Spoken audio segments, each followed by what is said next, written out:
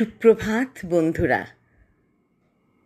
আজ 8ই সেপ্টেম্বর, শুভ রবিবার 2024। আমাদের রবিবার দিনটা সবসময় খুব ভালো কাটত, কিন্তু এখন একটা অশান্তিতে কাটছে। অভিযুক্ত কবে শাস্তি পাবে সেই আশাতেই আমরা বসে আছি।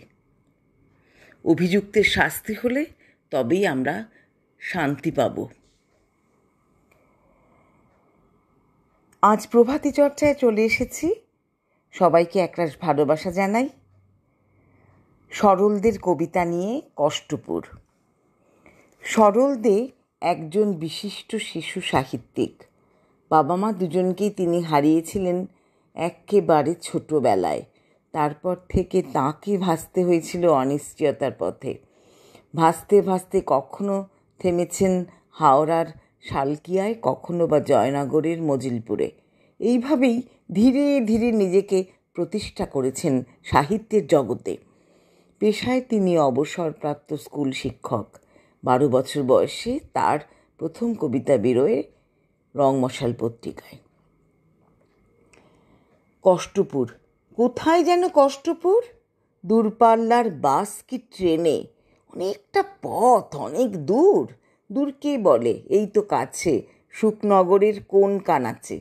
পা বাড়ালেই পৌঁছে যাবে, নয় সে তেমন লম্বা ট্যুর। কষ্টপুরের দৃশ্য নেই?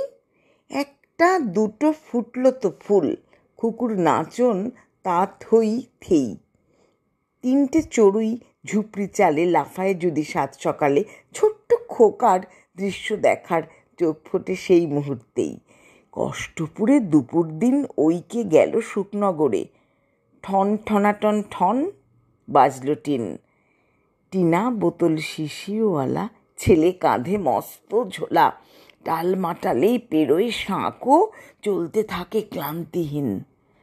কষ্টপুরে কষ্ট খুব, আসছি আবার এই না বলে সূর্যি মামা দিচ্ছে ডুব। ল্যাজ নেড়ে এক কুকুর ভুলো, ওই যে কার পাশেই শুলো। গান ধরে কে হেড়ে গলায়, বাজনা বাজায় কে গুব গুব। রাত পাখিটা কুরুর কুর ডাকলো কেন? যায় কি দেখা দূর পাহাড়ে সোনার চূড়? ঝুপড়ি ঘরে জোনাক ওড়ে, বাচ্চারা সব ঘুমের ঘোরে। নাক টানে, ইস গন্ধে মম, স্টেশনের মিষ্টি গুড়। নমস্কার বন্ধুরা।